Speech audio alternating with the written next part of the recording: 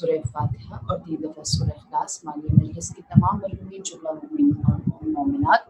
بالخصوص شہداء عزاداری امام حسین علیہ السلام کے لیے۔ بسم اللہ الرحمن الرحیم الحمد للہ رب العالمین الرحمن الرحیم مالک یوم الدین ایاک نعبد و ایاک نستعین اهدنا الصراط المستقیم صراط الذین انعمت علیہم غیر المغضوب علیہم ولا الضالین۔ بسم اللہ الرحمن الرحیم اللہ احد اللہ الصمد لم یلد ولم یولد ولم یکن له کفوا احد۔ بسم اللہ الرحمن الرحیم اللہ احد اللہ الصمد لم یلد ولم یولد ولم یکن له کفوا احد۔ بسم اللہ الرحمن الرحیم اللہ احد اللہ الصمد لم یلد ولم یولد ولم یکن له کفوا احد۔ صدق اللہ العلی العظیم۔ اللهم اغفر للمؤمنين والمؤمنات والمسلمين والمسلمات الأحياء منهم والأموات تابع بيننا وبينهم بالخيرات إنك مجيب الدعوات إنك على كل شيء قدير صلوات اللهم صل على محمد وعلى محمد أجمعين۔ برائے خوشنودی محمد وعلى محمد بار دیگر بلندر صلوات اللهم صل على محمد وعلى محمد وعجل فرجهم أجمعين۔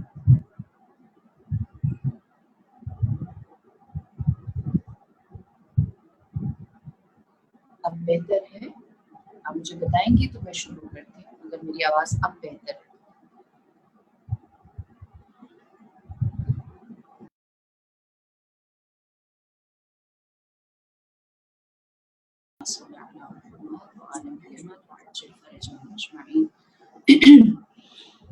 اعوذ باللہ من الشیطان الرجیم بسم اللہ الرحمن الرحیم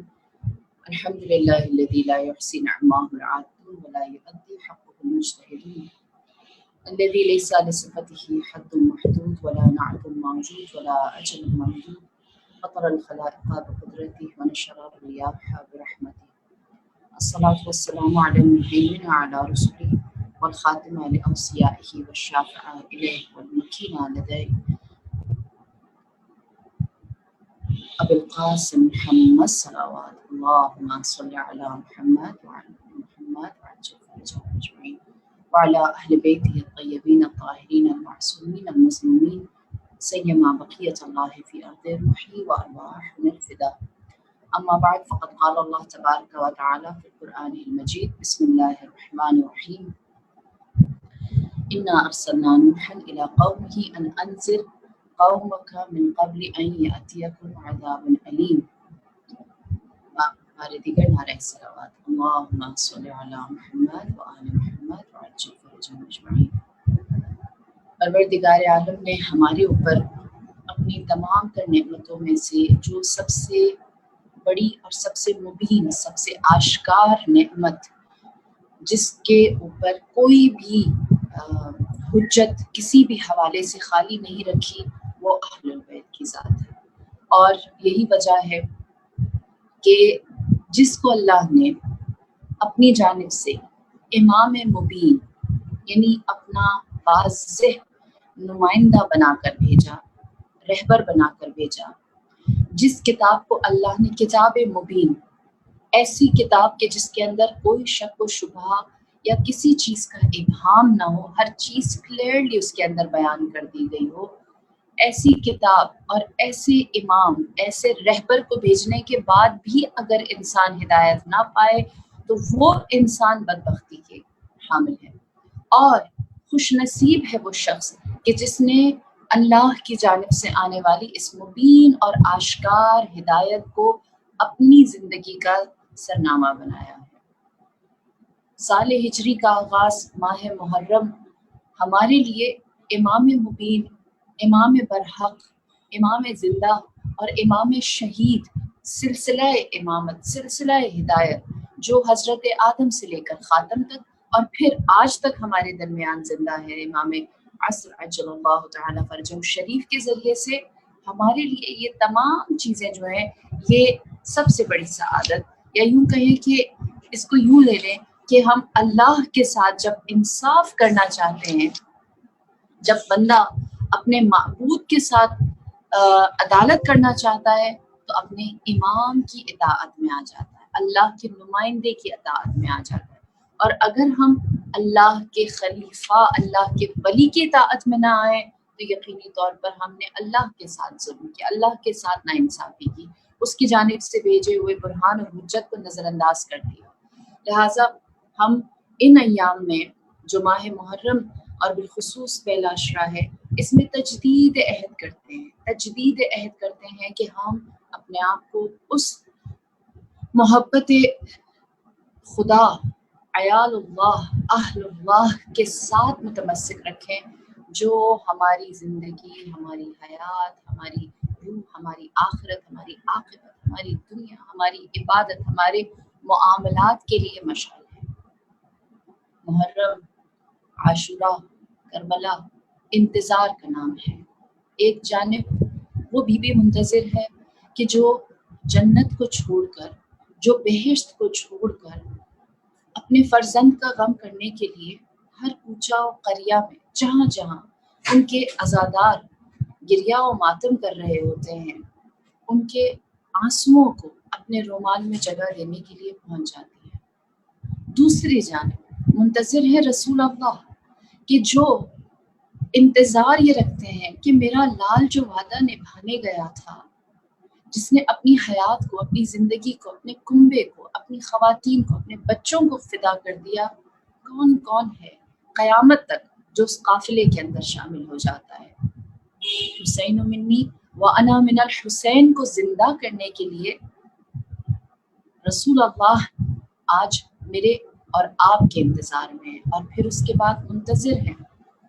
خود سید الشہداء انتظار میں ہیں کہ جب میں نے صدائے حل من ناصرین ینصرنا بلند کی تھی تو دائیں بائیں جانب سے گنج شہیدہ سے، خیموں سے اور سامنے مد مقابل لشکر میں سے کسی نے لبیک یا حسین نہیں کہی تھی۔ شاید میرے تن سے سر جدا ہونے کے بعد کچھ لوگ، کچھ افراد، کچھ چاہنے والے میری اس پکار پر لبیک کہیں اور اپنے آپ کو اس عظیم مقصد میں شامل کر دیں۔ یقین جانیے یہ انتظار کا سلسلہ امام حسین علیہ السلام کے بعد ختم نہیں ہوا، یہ آپ کے فرزندان میں رہا، یہاں تک کہ آج جو ہمارے درمیان امام برحق زندہ موجود ہیں، وہ منتظر ہیں کہ میرے جد کے ماتم میں کون کون ہے جو آ کر اپنا پرسہ دیتا ہے، اور میں جو وقت کا زندہ امام ہوں مجھ سے آ کر ویسے ملحق ہو جاتا ہے جیسے جناب حبیب ابن مظاہر ملحق ہو گئے، جیسے جناب زہیر بن قین نے لبیک کہی، جیسے جناب مسلم ابن عقیل نے اپنا سارا کنبہ چھوڑا اور اپنے وطن سے کوفے کی جانب گئے، جس طرح سے جناب وہب قلبی نے اپنی زوجہ اور اپنی والدہ کو امام حسین کے حوالے کر کے راہ حق میں اپنی جان کا نذرانہ دیا، جس طرح کربلا کی تمام خواتین نے امام وقت کی اطاعت میں اور ان کے مشن میں حصہ ڈالتے ہوئے اپنی اولاد کو فدا کرنے کے لیے تیار و آمادہ ہو گئی۔ یہ ہے محرم جو انتظار کا نام ہے، جو انتظار 1400 سالوں سے چلا آ رہا ہے۔ یہ ہے محرم جس انتظار کے جواب میں آج میں اور آپ اس فرش عزا پر بیٹھے ہیں، اور ہم لوگ اس انتظار کے جواب میں اپنے امام کو، کتاب اللہ کو اور اپنے معبود اور اپنے رسول کو، ان چار چیزوں کو مایوس نہیں کرتے۔ شکر ہے خدا کا کہ ہم نے اس صدائے حل من ناصرین ینصرنا کا جواب لبیک کی صورت میں کہتے ہوئے ان مجالس کا، اس فرش عزا کا انعقاد کیا، چاہے فاصلے کتنے کیوں نہ ہو، زمانے کا ہو، بیماریوں کا ہو، موسم کا ہو یا کسی دوسری وجہ سے، ہم ایک ہی نیت و ارادہ رکھتے ہیں کہ یہ نغمہ فصل گل و لالا کا نہیں پابند، بہار ہو کہ خزاں لا الہ الا اللہ، یہ سلسلہ جاری ہو ساری رہے گا۔ بس پروردگار عالم ہمیں ان لوگوں میں سے قرار دے۔ دیکھیے کربلا کیوں برپا ہوئی؟ کربلا یک دفعہ کیا امام حسین اور یزید کے درمیان ہونے والی ایک جنگ تھی، یا پھر یزید ایسا کردار تھا کہ جس نے اپنی نافرمانی اور اسلامی اقدار، اسلامی اصول، اسلامی کلچر، اسلامی ٹیچنگز کو ختم کر کے ایک دم سے ایک نئی دنیا آباد کر دی تھی اور امام نے اس کے خلاف اپنا جہاد شروع کیا، یا پھر امام حسین کی ذات باقی جتنے بھی ہادیان تھے رسول اللہ کے بعد ان سے مختلف تھی اور آپ نے جنگ کرنا چاہا؟ اگر ہم یہ سوچیں کہ واقعہ کربلا آج جس کا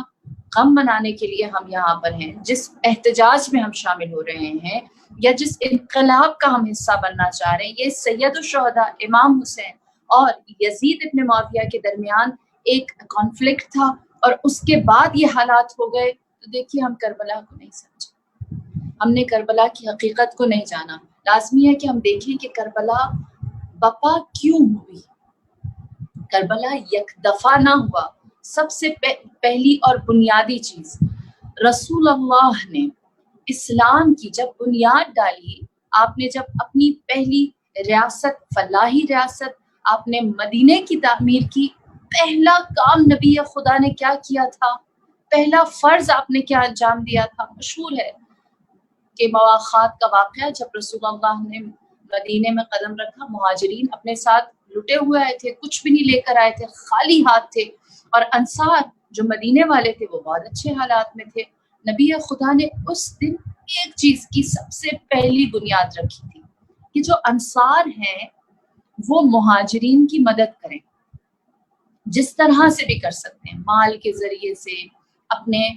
غلاموں کو شیئر کر کے، اپنا گھر شیئر کر کے، یا کوئی زمین دے کر، یا کوئی جاب دے کر، اپنی دکان پر بٹھا کر، کسی طرح سے بھی۔ مختلف واقعات تاریخ میں مشہور ہیں، کسی نے کسی طرح، کسی نے کسی طرح، لیکن یہ کس بنیاد پر کریں، کیا سوچ کر کریں کہ ہم آنے والے کو مہاجر کی مدد کر رہے ہیں، یہ سوچ کر کریں؟ نہیں، فرمایا کہ یہ تمہارے بھائی ہیں۔ جو مہاجر تھا یعنی جو ضرورت مند تھا، اس کو انصار کا بھائی بنا دیا۔ فرمایا اب یہ تمہارا بھائی ہے، اس کو ضرورت مند اور محتاج مت سمجھو، اس کے اوپر رحم کھا کر اس کو کوئی چیز مت دو، اس کو اپنا بھائی سمجھو، اس کا حق سمجھ کر اس کو۔ یہ اسلام کی بنیاد اس طرح سے رکھی گئی تھی۔ اسلام نے سوالی کو، مانگنے والے کو بھائی بنایا، اسلام نے محتاج کو مہاجر سے بھائی بنایا تھا۔ اور پھر اس کے بعد اسی مدینے کی سرزمین میں کیا دیکھا کہ رسول اللہ صلی اللہ علیہ وآلہ وسلم نے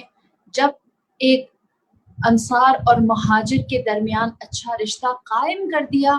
تو پورے زمانے نے دیکھا کہ نبی نے اپنے لیے بھائی کا انتخاب جس کو رکھا وہ علی ابن ابی طالب۔ سب کے لیے یہ بات واضح تھی کہ نبی، رسول خدا، حجت رب العالمین، صاحب قرآن، جس کے اوپر قرآن نازل ہوتا ہے، وہ اپنے ساتھ جس کو اپنا بھائی بنا رہے ہیں، وہ ذات جو ان کی ضرورت مند ہو، اس کی آپ ہر احتیاج کو پورا کرتے ہو، وہ آپ کے اوپر انحصار رکھتا ہو، لیکن وہ بھائی ہے، وہ بھائی ہے، وہ عزیز ہے۔ اس بات کو جاننے کے باوجود کہ یہ صرف ابن عم نہیں ہے، یہ صرف داماد نہیں ہے، یہ صرف رسول اللہ کے ساتھ ہجرت کرنے والا ایک مہاجر نہیں ہے، یہ صرف جنگوں میں جیتنے والا ایک شخص نہیں ہے، بلکہ رسول اللہ نے اس کی ذمہ داری کو اپنے سر لیا ہے، اس کو اپنا بھائی، اس کی کفالت کو اپنے ذمہ لیا ہے، اس کو اپنے وجود کا حصہ بنایا ہے۔ پھر مباہلہ ہوئی، پھر غدیر آیا، پھر اس کے بعد فتح خیبر بھی ہوئی، پھر فتح کا بھی، اور بہت سارے واقعات ہیں۔ یہ ساری چیزیں کیا تھی؟ یہ رسول کی محبت تھی، یہ اسلام کی تعلیم تھی، یہ حجت خدا کا حکم تھا، یہ اللہ کا امر تھا۔ پورے شہر نے، مسلمانوں نے، سب نے دیکھا، تسلیم کرنے والوں نے زبان سے مان لیا، لیکن اس کے اوپر ایمان نہ لے کر آئے۔ ایمان نہ لے کر آئے کس معنی میں؟ کہ جب نبی کی آنکھیں بند ہوئی تو اس بات سے پھر گئے۔ نافرمانی علی کی ہوئی، نافرمانی رسول کی۔ اور جب لوگ پھر گئے، جب لوگوں نے وعدہ خلافی سقیفہ سجا دیا، تو اس کے نتیجے میں کیا ہوا؟ کیا مسلمانوں میں سے ایک کھڑا ہوا جو حق علی ابن ابی طالب کے لیے بولتا؟ مسلمانوں نے سکوت کیا، خاموش ہو گئے، باطل کو پروان چڑھنے دیا، باطل کو آگے آنے دیا، باطل کو طاقتور ہونے دیا، یہاں تک کہ مابعد رحلت رسول علی ابن ابی طالب کی ذات ایسی ہو گئی کہ آپ فرماتے ہیں جناب کمیل بن زیاد سے کہ اے کمیل بن زیاد، جیسے صحرا کے ذرے ہیں ویسے میرے سینے میں علوم کا دریا موجود ہے، کاش مجھے اس کو حمل کرنے والے، میرے علم کو اٹھانے والے، میری قدر کو جاننے والے مل جاتے۔ حسرت رہی علی ابن ابی طالب کو کہ کوئی نہیں اس دنیا میں جو میری حیثیت کو جان سکے، میرے لیے بات کرے یا حق کے لیے آواز اٹھائے۔ جناب فاطمہ الزہرا اس قوم کو جھنجھوڑتی رہی، یہ قوم غفلت میں سوتی رہی۔ امام حسن مجتبیٰ اس قوم کو جھنجھوڑتے رہے، نہ کسی نے خود حق ادا کیا اور نہ ہی اس حق کے لیے آواز بلند کی، اور نہ ہی جو ظالم ہے اس کو بے نقاب کیا، یہاں تک کہ مسند خلافت رسول اللہ پر آ کر امامت کا، خلافت کا دعوے دار اپنی ہی محرم خواتین کے ساتھ بدفعلی کرتا اور یہ کہتا کہ میں خلیفۃ المسلمین ہوں۔ جب اسلام اس نہج پر آیا ہے، جب اسلام اس مقام پر آیا ہے، تو امام حسین نے زمانہ رسول اللہ، زمانہ علی ابن ابی طالب، زمانہ امام حسن مجتبیٰ، زمانہ جناب فاطمہ الزہرا، ان سب میں غفلت میں پڑے، ان سب میں خاموش رہنے والے، حق سے بے بہرا، باطل سے لاپرواہ مسلمانوں کو جگانے کے لیے آپ نے اس سلسلے کا آغاز کیا۔ اور پھر اس کے بعد میرے استاد وہ بہت پیاری ایک بات کہتے ہیں کہ جو کربلا ہے یہ آغاز ہے کس چیز کا؟ ظہور امام زمانہ کا، اور جو ظہور امام زمانہ ہے یہ انجام ہے کس چیز کا؟ شہادت سید الشہداء۔ کس طرح سے جو چیز رسول اللہ کی حیات میں پورا نہ ہو سکی، جو حق امیر المؤمنین کو ادا نہیں کروایا جا سکا، جس چیز سے لوگوں نے جناب فاطمہ الزہرا کو جھٹلایا اور آپ کی گواہی کو قبول نہیں کیا، وہ حق جو امام حسن مجتبیٰ کا تھا، آپ اس کے دعوے دار بھی ہوئے، آپ نے اس کے لیے سعی بھی کی، لیکن لوگوں نے آپ کو محاذ جہاد پر اکیلا چھوڑ دیا کہ آپ کے پاس جو ایک بستر تھا وہ بھی دشمن چھین کر لے گیا، آپ کو زخمی کر دیا، مسلمانوں کی غیرتیں سو گئیں۔ ان تمام تر ان چار ہستیوں کے صبر کے بعد آپ نے قیام فرمایا اسی طرح بالکل اسی انداز میں امام حسین کے بعد جو حق امام زین العابدین کا تھا محروم رکھا گیا، جو حق امام محمد باقر کا تھا محروم رکھا گیا، جو حق امام جعفر صادق کا تھا محروم رکھا گیا، جو حق امام موسیٰ کاظم کا تھا محروم رکھا گیا، جو حق امام رضا کا تھا محروم رکھا گیا، امام محمد جواد، امام علی النقی، امام حسن عسکری علیہ الصلوۃ والسلام، ان تمام ائمہ کی زندگی آپ دیکھیں کہ ان کا حق وہ صاحب برہان، صاحب حجت، صاحب دلیل، جتنے مناظرے ہوئے جواب دیے، جہاں جہاں آپ لوگوں کو ان ائمہ کو بلا کر معجزوں کا مطالبہ کیا، معجزے کیے، آپ سے حق کا سوال کیا، حق کیا، آپ لوگ حق کے ساتھ آپ نے جواب دیا۔ ان ہستیوں سے کہا گیا کہ آپ تورات اور زبور اور انجیل سے جواب دیں، حجت تمام کی ان کتابوں سے جواب دیں، قرآن کے پنہا پہلو آپ لوگوں کے سامنے رکھے گئے، ہر امام نے اس کا جواب دیا، پھر بھی اس امت نے وہی کیا جو محمد کے ساتھ کیا، وہی کیا جو علی ابن ابی طالب کے ساتھ کیا، وہی کیا جو جناب فاطمہ الزہرا کی تنہائی کے عالم میں کیا، آپ کو بیت الاحزان جانے پر مجبور کیا، وہی کیا جو امام حسن مجتبیٰ کے ساتھ ہوا، یہاں تک کہ حجت جس نے تمام کی، سید الشہداء نے حل من ناصر کا نعرہ لگا کر کیا بتایا؟ آپ نے اس پکار سے کیا بتایا کہ ہم ہمیشہ تھے، ہم ہیں، لوگ ہیں جو ہمارا ساتھ نہیں دیتے، یہاں تک کہ بجتن کی حجت تمام کی امام حسین نے، اور امام حسین کے بعد جتنے بھی زمانے ہیں ان تمام تر ائمہ، ان تمام تر معصومین، ان تمام تر حجت الہی کے اوپر جو کیا گیا اس کا انتقام لینے یا اس کو اپنی بہترین نہج تک پہنچانے کے لیے امام زمان عجل اللہ تعالی فرجہ الشریف، صاحب الامر، صاحب العصر، اور آپ جب تشریف لائیں گے تو یقینی سی بات ادا کریں گے، شکل نہیں آپ دیکھی حجت تمام کریں گے ہر اس امام کی، ہر اس پیغمبر کی، ہر اس حجت الہی کی کہ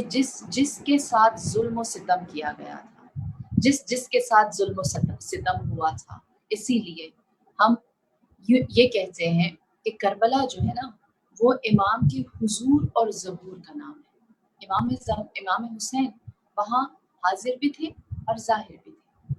اور آپ کے ظہور سے، آپ کے وہاں ہونے سے، آپ کے وہاں موجودگی سے کیا ہوا تھا؟ ایک امام کو جب انسان اپنے سامنے دیکھتا ہے تو کیا ہوتا ہے کہ جو مجاہدین تھے، جو آپ کے اصحاب اور یاران تھے، جیسے حبیب ابن مظاہر، مجھے بہت خوبصورت لگتا ہے جناب حبیب ابن مظاہر کے رجز کو نقل کرنا۔ جب آپ میدان کارزات کی جانب جا رہے تھے تو آپ جانتے ہیں کہ عربوں میں یہ دستور تھا کہ وہ جنگ پر جانے سے پہلے اپنے جذبات کا اظہار کیا کرتے تھے اشعار کے ذریعے، جسے رجز کہتے ہیں۔ تو جناب حبیب ابن مظاہر رجز پڑھتے ہیں اور وہ رجز میں فرماتے ہیں کہ مجھے بوڑھا نہ سمجھنا، میں نے حسین کے چہرے کی زیارت کی ہے، اور جب میں حسین کے چہرے کو دیکھتا ہوں تو میں بوڑھا نہیں رہتا، میں جوان ہو جاتا ہوں۔ یہ امام کے ظہور، امام کے نظر آنے، امام کے ساتھ ہونے کی وجہ سے۔ جناب عابس بن شبیب کیا کہتے ہیں؟ امیر حسین و نعم الامیر سرور الفؤاد بشیر النذیر، میرا مولا تو حسین ہے اور وہ بہترین مولا ہے، وہ میرے دل کی خوشی ہے، وہ مجھے ہوشیار کرنے والا اور وہ مجھے خبردار کرنے والا، بشارت دینے والا ہے۔ علی والفاطمہ ابواہا وہل تعلمون له من نذیر، علی اور فاطمہ ان کے والد ہیں، والدین ہیں، ماں باپ ہیں، کیا ان جیسی کوئی اور نذیر ملتی ہے؟ جناب سید الشہداء کے چہرے کی زیارت کو کر کے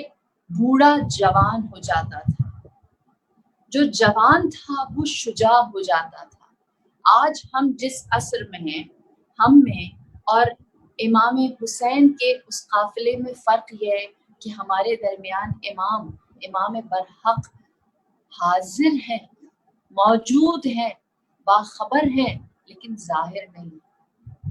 ہم انہیں دیکھ نہیں سکتے۔ یرونہ ولا یعرفونہ، ہم انہیں دیکھتے ہیں لیکن پہچانتے نہیں ہیں۔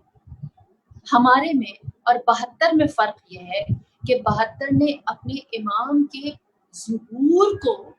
دیکھ لیتے ہوئے اپنے مقصد کو حاصل کیا ہے، اور ہمارے پاس حضور ہے، امام کا ظہور نہیں ہے، امام کو ہم پہچانتے نہیں ہیں، اور ہم نے پہنچنا ہے 72 سے انسپریشن لیتے ہوئے امام کے ظہور تک، پھر ہماری کربلا آباد ہو جائے گی، پھر ہماری کربلا تمام ہو جائے گی، پھر ہم سمجھ سکیں گے کہ آج کے دور میں کربلا کیسے بپا ہوتی ہے۔ کربلا بپا ہونے کا مطلب ظلم و ستم یا ظالم کا سامنے آ کر ہمارے اوپر ظلم کرنا نہیں ہے۔ کربلا بپا ہونے کا مطلب یہ ہے کہ ہم حق کے دفاع کے لیے، حق کے اعلان کے لیے اور ظالم کو بے نقاب کرنے کے لیے کھڑے ہو جائیں۔ لہٰذا امام وقت کے ظہور میں آنا، ان کا ظاہر ہونا ضروری ہے۔ اب جب ہم یہ کہتے ہیں، دیکھیے اگر یہ بات سمجھ میں آ گئی تو یقیناً جو انشاءاللہ 10 دن ہم مجالس کا سلسلہ ہوگا جس میں امام کے تقرب کی کوشش کریں گے، تو آپ کو آگے کی باتیں بھی بہت آسانی سے سمجھ آ جائیں گی کہ امام ظاہر ہیں، حاضر نہیں ہیں، حاضر ہیں، ظاہر نہیں ہیں۔ انی غیر مہملین لمراعاتکم ولا ناسین لذکرکم، کیا فرماتے ہیں؟ میں تمہارے معاملات کو بھولا نہیں اور نہ ہی میں نے تمہارے معاملات میں سستی کی ہے، دیر کرتا ہوں، فوراً تمہارے معاملات سے باخبر ہوتے ہیں، تمہارے لیے دعا گو رہتے ہیں، تمہارا ذکر کرتے ہیں، یہ فرماتے ہیں میرے مولا۔ یعنی ہم حاضر ہیں، ہم موجود ہیں، ہم باخبر ہیں، ہم حجت ہیں، ہم تمہاری یاد میں ہیں، تمہارے ذکر میں ہیں، لیکن ہم تمہارے سامنے ظاہر نہیں، ہم تمہیں نظر نہیں آتے، نظر آتے ہو تو تم ہمیں پہچانتے نہیں۔ اور ہماری کیفیت دوسرے اینڈ پر کیا ہے؟ ہم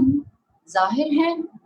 نظر آتے ہیں، ہمارا ظہور ہو چکا ہے، ساری دنیا مجھے بطور ذکیہ جانتی ہے، آپ کو آپ کے نام سے جانتی ہے،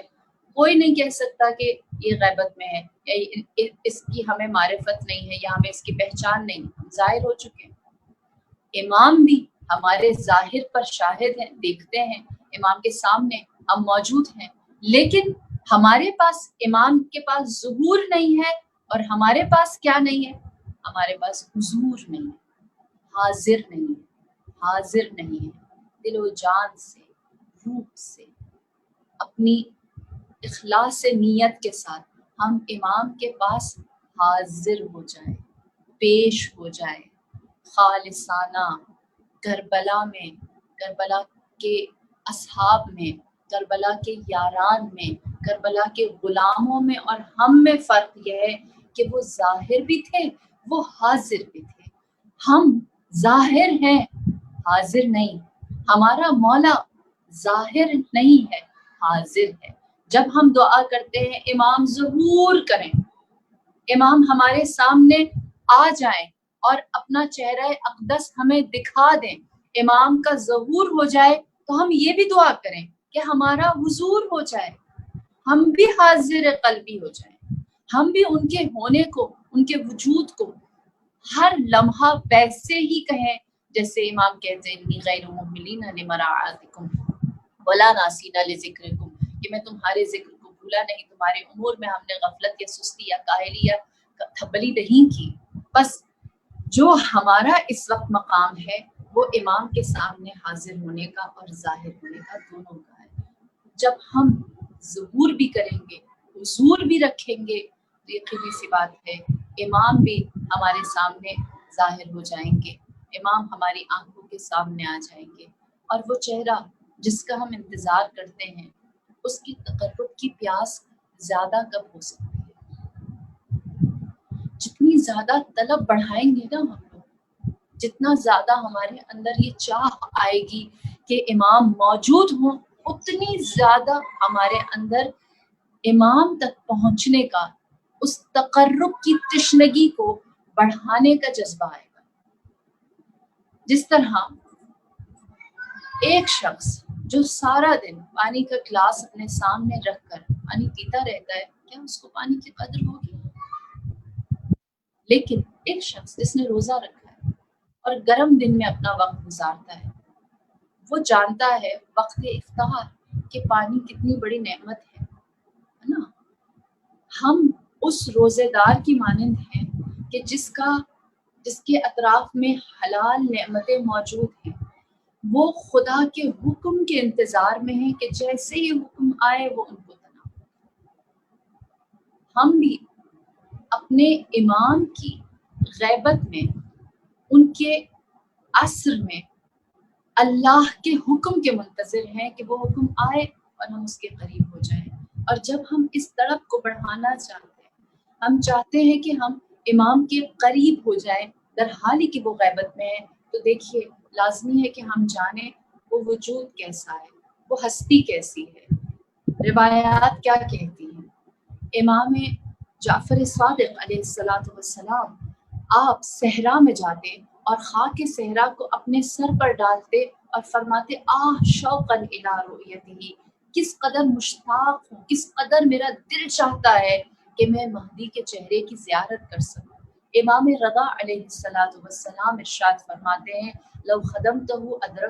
ادرکتہ خدمت الحیاتی، اگر میں ان کو درک کروں، ان کا زمانہ دیکھوں، تو اپنی کل حیات کو ان کی خدمت میں لگا دوں۔ امام رضا فرماتے ہیں، ضامن آہو فرماتے ہیں کہ اگر میں امام عصر کو دیکھوں تو میں اپنی زندگی کو ان کی خدمت کے لیے وقف کر دوں۔ جناب فاطمہ الزہرا کو جب خبر دی جاتی ہے کہ آپ کے فرزند میں مہدی ہوگا جو زمین کو عدل و انصاف سے بھر دے گا، تو بی بی مسکراتی ہیں اور فرماتی ہیں اللہ کی یہ نعمت ہے۔ جس ہستی کے بارے میں رسول اللہ بشارت دیتے ہیں، فرماتے ہیں اللہ نے حق کے اجرا کو میری اولاد سے رکھا ہے، وہ میرا ہم نام ہوگا، وہ زمین کو عدل و انصاف سے بھر دے گا، اور اللہ کے نظام کو زمین پر پورے کرۂ ارض پر برپا کرے گا۔ وہ ہستی، وہ وجود جس کے ظہور کے وقت دنیا دیکھے گی کہ اس کا چہرہ عین محمد ہوگا، اس کی صفات عین خاتم النبیین ہوں گی، وہ صرف ان کا ہم نام نہیں ہوگا، وہ ان کی شبیہ ہوگا۔ اور پھر ہم اس امام کے وصف کو کیسے بیان کر سکتے ہیں جس کے تن پر وقت ظہور وہ کرتا ہوگا جو حضرت یوسف کا تھا، جس کو آنکھوں سے جب یعقوب علیہ السلام نے لگایا تھا تو ان کی بینائی پلٹ آئی تھی، جن کے ہاتھ میں وہ علم ہوگا جو جنگ احد میں امیر المؤمنین کے ہاتھ میں تھا، جو جنگ بدر میں رسول اللہ کے ہاتھ میں تھا، جو جنگ صفین میں امام حسن مجتبیٰ کے ہاتھ میں تھا، اور جو کربلا میں ابو الفضل عباس کے ہاتھ میں تھا۔ اس کے وصف کو ہم کس طرح سے درک کر سکتے ہیں؟ جس کو پروردگار عالم نے وہ ہتھیار، وہ ذوالفقار عطا کر رکھی ہے کہ جس کا قصیدہ زمین پر موجود نہیں، آسمانی فرشتے سید الملائکہ حضرت جبرائیل کرتے ہیں اور کہتے ہیں لا سیف الا ذوالفقار، کوئی بھی تلوار نہیں سوائے ذوالفقار کے۔ ہم اس ہستی کا بس بیان نہیں کر سکتے کہ جو بیعت کے لیے جب اپنا ہاتھ پھیلائیں گے تو اس سے پہلے کہ زمین والے آپ کے ہاتھ پر آ کر، صاحبان ایمان آپ کے ہاتھ پر آ کر بیعت کریں، آسمان سے 40,000 ملائکہ کا لشکر اترے گا اور اللہ سے کہے گا پروردگار جس دن خون ناحق سید الشہداء بہایا گیا تھا، اس دن سے ہم انتظار میں تھے کہ خون ناحق سید الشہداء کا انتقام لیا جائے۔ آج جب منتقم خون حسین نے ظہور کیا ہے اور بیعت کے لیے ہاتھ پھیلایا ہے، سب سے پہلے ہم سزاوار ہیں، ہم ملائکہ کا حق بنتا ہے کہ ہم اس ہاتھ پر بیعت کریں۔ لہٰذا آپ کے ہاتھ پر بیعت کرنے کے لیے آسمان سے ملائکہ اتریں گے، 40,000 ملائکہ کا لشکر آئے گا۔ وہ ہستی، اس کو ہم کیا بیان کر سکتے ہیں؟ اس کی قربت کے لیے ہم کتنی بھی کوشش کریں کم ہے کہ جو جب کسی بھی فرد، کسی بھی شخص کے سر پر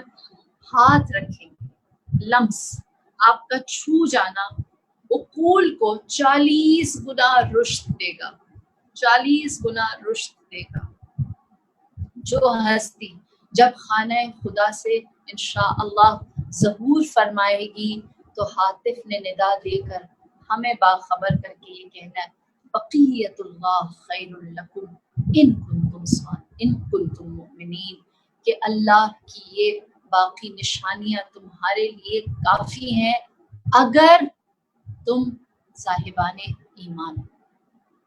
جس ہستی کو خدا نے ان والا صفات سے نوازا ہے، اس عظمت کے ساتھ نوازا ہے، اس کے لیے ہم صرف اپنی تڑپ کو بڑھا سکتے ہیں، ہم اپنی لگن کو بڑھا سکتے ہیں کہ ہم جتنا ہو سکے ان کے تقرب کی کوشش کریں، ان کی قربت کے لیے اپنے آپ کو حاضر رکھیں۔ انشاءاللہ اللہ نے چاہا تو یہ ایام جو پہلے عشرے کے ہیں، اس میں امام زمانہ کے تقرب، امام زمانہ اور کربلا، امام زمانہ اور ان کے اصحاب، اور وہ اصحاب جو منتظر ہیں ان کے صفات اور ان کی فضیلت، اور جو منتظرین ہیں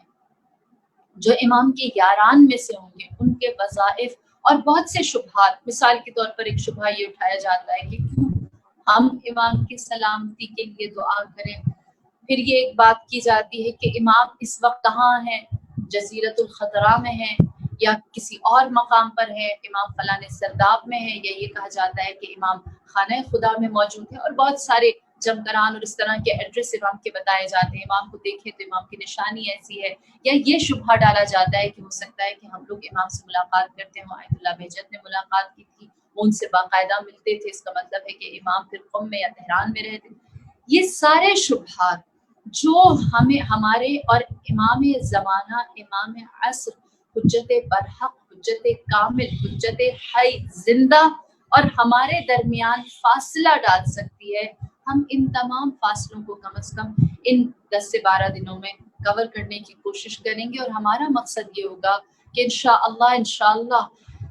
جیسے جیسے عاشورہ نزدیک آئے ہمارے دلوں میں امام کی محبت اور قربت بھی زیادہ ہو جائے۔ یہ ہمارا 10 محرم کے کو درک کرنا نہ ہو، ہم اپنے امام عصر کو، امام زمانہ کو درک کر سکیں۔ ہماری جانیں قربان ان ہستیوں پر جنہوں نے اپنے وقت کے امام، اپنے وقت کی حجت کی نصرت کے لیے سب کچھ قربان کیا۔ تاریخ گواہ ہے کہ جب یزید نے یہ پیغام دیا اور کہا ولید بن عتبہ سے اور مروان ابن حکم سے کہ امام حسین علیہ السلام سے بیعت ہو کسی بھی صورت میں، اور اگر وہ بیعت کرنے سے انکار کر دیں تو یزید نے کہا کہ کوئی بھی انتہائی قدم اٹھایا جا سکتا ہے۔ مروان جانتا تھا کہ اس کے پاس سید الشہداء کو مجبور کرنے اور ان کے اوپر پریشر ڈالنے کے سوا کوئی راستہ نہیں ہے، لہٰذا وہ ولید کے ہمراہ امام کے پاس گیا اور اس نے امام کو باخبر کیا کہ آپ کے پاس کوئی دوسرا راہ نہیں کہ آپ یزید کی بیعت کریں۔ کہتے ہیں کہ جب مروان نے تاکید کی اور امام نے مکرر انکار کیا تو ولید نے اپنی تلوار کھینچی۔ ولید نے امام کے اوپر حملہ کرنے کی کوشش کی۔ جب اس نے کوشش کی، تلوار کھینچی، کہتے ہیں کہ دروازہ خیمے پر، جو آپ کا خیمہ تھا یا آپ کا حجرہ تھا، اس کے دروازے پر ابو الفضل عباس موجود تھے۔ آپ نے فرمایا، اے میرے آقا، آپ اگر حکم دیں تو میں یہیں ولید کا کام تمام کر دوں، یہیں پر انہیں ان کی جسارت کا جواب مل جائے۔ امام نے فرمایا، میں جانتا ہوں پروردگار عالم نے تمہیں یہ شجاعت، یہ شہامت میری حفاظت کے لیے دی، لیکن یہ وقت قتل نہیں ہے، ہم انہیں کوئی بھی ناسزا کرنے کا جواز نہیں دیں گے۔ لہٰذا امام نے ابو الفضل عباس کو اس کام سے، اس امر سے منع فرمایا اور عباس نے اپنی تلوار دوبارہ نیام میں رکھ دی۔ امام عصر کے لیے ایسے یاران کی ضرورت ہے جو ایک اشارے کو دیکھ کر اپنے فریضے سے آگاہ ہو جائیں، اور جب اپنے فریضے کے لیے امام کا حق ادا کرنے کے لیے جب امام کے سامنے حاضر ہو اور امام جو کہیں اس کو نہیں ویسے ہی اس پر عمل درآمد کریں، جیسے ابو الفضل عباس نے کی۔ تاریخ گواہ ہے، جناب محمد حنفیہ، جناب ام سلمہ نے جناب زینب کبریٰ سے کہا کہ آپ بچوں اور خواتین کے ہمراہ امام کے ساتھ نہ جائیں، امام سے کہیے کہ اگر سفر ہی کرنا ہے تو کوفہ مناسب جگہ نہیں ہے، یمن چلے جائیں۔ تو جناب زینب کبریٰ نے کیا فرمایا تھا کہ وہ میرے امام ہیں، مجھ پر ان کی اطاعت واجب ہے، وہ مجھ پر حجت ہے، وہ مجھ سے بہتر جانتے ہیں، میں ان کی مطیع ہوں، میں ان کو کچھ بتانا نہیں چاہتی، جو وہ چاہتے ہیں اس کی اطاعت کرنا چاہتی ہوں۔ اور پھر جب کہا کہ خواتین اور بچوں کو چھوڑ کر چلے جائیں تو بی بی نے جواب دیا، نحی معہ و نموت معہ، ہمارا جینا حسین کے ساتھ، ہمارا مرنا حسین کے ساتھ، ہماری روح قربان ایسی اطاعت امام وقت پر۔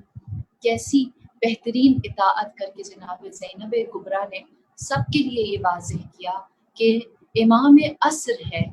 جو ہمارے لیے، ہماری ذات، ہماری روح، ہماری وجود، ہماری ہستی، ہماری اولاد، ہمارے وطن اور ہماری ہر چیز سے برتر ہے۔ لہٰذا اس قافلے نے کوچ کرنے کا ارادہ کیا، وطن چھوڑا۔ مدینہ یثرب تھا،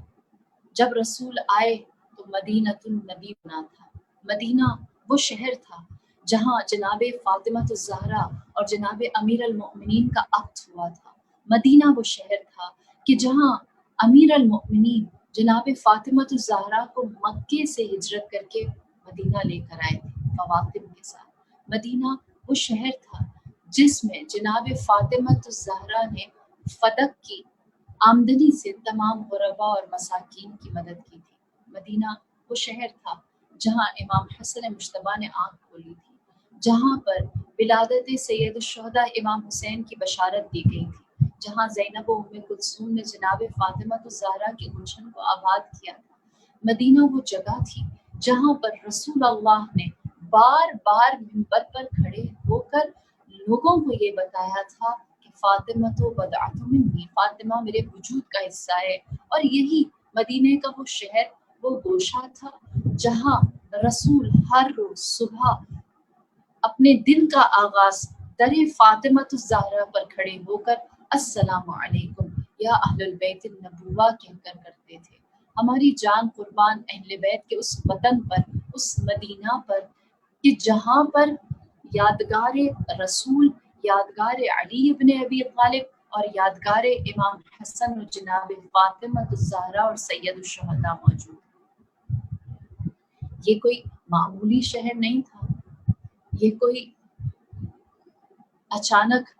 وقوع پذیر ہونے والا مکان نہیں تھا، یہ حسین کا وطن تھا جہاں تمام آثار تھے، اور ہماری جان قربان ان قبور مطہرات پر جو اس شہر مدینہ میں آباد تھی، جہاں جناب سید الشہداء اپنی والدہ کی یاد میں قبر جناب زہرا پر وقت گزارتے تھے، اپنے جد امجد رسول اللہ کی قبر مطہر پر تشریف لے جاتے، جنت البقیع جناب امام حسن مجتبیٰ کی قبر پر حاضری دیتے، یہاں تک کہ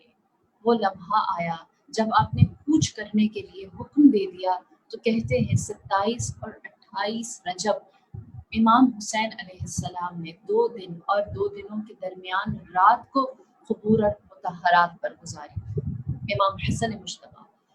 رسول اللہ اور قبر مطہر جناب فاطمہ الزہرا پر آپ نے یہ وقت گزارا ہے۔ قبر رسول خدا پر ودا کے لیے گئے، راوی کہتا ہے کہ حسین ایسے قبر رسول خدا سے لپٹ گئے کہ جس طرح ایک شیرخوار بچہ اپنے ماں کے سینے سے لپٹ جاتا ہے۔ فرماتے ہیں نانا، آپ سے وعدہ کیا تھا کہ آپ کی امت کی اصلاح کروں گا، امت کی اصلاح کے لیے، امر بالمعروف کے لیے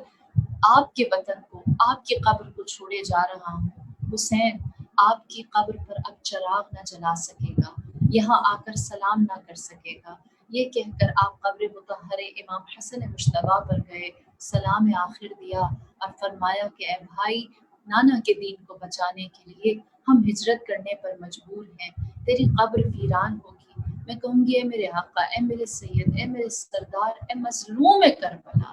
آج بھی قبر امام حسن مجتبیٰ ویران ہے۔ وہ جنت کا سردار، میرا مولا، میرا آقا حسن سب سے قبا کی قبر پر آج بھی کوئی دیا جلانے والا نہیں، آج بھی اسے کوئی روشن کرنے والا نہیں، آج بھی وہاں پر کوئی سایہ نہیں، کوئی تعظیم کا نشان نہیں۔ آج بھی امام حسن مجتبیٰ کی قبر مظلوم ہے، آج بھی وہ قبر مظلوم ہے، یہاں تک کہ آپ تشریف لائے قبر مطہر جناب فاطمہ الزہرا پر ایسے آئے جیسے 1 سال کا بچہ جو چند قدم چلتا ہے لڑکھڑا کر گر جاتا ہے، اپنے کاندھے سے ابا گرا دی، اپنے سر سے ماما ہٹایا، اور ایک معصوم اور ایک مطلوب جو انتہائی مدد کا طلبگار ہے اس بچے کی مانند قبر زہرا پر آ کر حسین بیٹھ گئے۔ اے فاطمہ الزہرا، اے میری پہلو شکستہ ماں، پہلی دفعہ کسی نے قبر فاطمہ الزہرا پر ایسے سلام کہا جیسے امام حسین نے کہا۔ فرمایا السلام علیکی یا ایتھا الصدیقہ الشہیدہ والمظلومہ، میرا سلام ہو آپ پر اے سچ کہنے والا، اے میری سچی ماں، اے مظلومہ ماں، اے شہیدہ ماں۔ وہ وار جو در و دیوار کے درمیان فاطمہ الزہرا کو لے کر آیا تھا، وہ لات جس سے دروازہ کھلا اور فاطمہ در و دیوار کے درمیان آئی اور محسن شہید ہو گیا، وہ داغ دل حسین پر زندہ تھا، وہ داغ قلب حسین پر زندہ تھا۔ میرے مولا اسی لیے آپ کو مظلومہ اور شہیدہ کہہ کر یاد کرتے ہیں۔ قبر ہے جناب فاطمہ الزہرا سے آواز آئی علیک السلام یا ایھا المظلوم والمقتول والمظلوم، مظلوم ماں کے مظلوم بیٹے تجھ پر سلام، شہید ماں کے شہید بیٹے تجھ پر سلام، اے ذبح شدہ بیٹے، اے خشک لبوں کے کٹ جانے والے فرزند تجھ پر سلام۔ اور پھر جب نہیں بی بی نے کہا ہو اے میرے لال تو جہاں جہاں جائے گا ماں تیرے ہمراہ وہاں وہاں آئے گی، قبر میں اب زہرا کو سکون نہ ہوگا، اب زہرا قبر میں نہ سوئے گی۔ اے میرے لال تو مسافر ہوا، زہرا قبر میں مسافر ہوئی، تو جہاں جہاں جائے گا تیری ماں تیرے ساتھ آئے گی۔ اسی لیے روایت کہتی ہے کہ جب 9 محرم کو امام حسین قتل گاہ کی جانب گئے، ہلال بن نافع کہتے ہیں میں نے دیکھا کہ امام تنہا قتل گاہ کی جانب چلے گئے، میں نے سوچا امام کی جان کو خطرہ ہے، لہٰذا امام کا تعاقب کرتا، پیچھے پیچھے جاتا ہوں وہ کیا کہتا ہے. میں نے دیکھا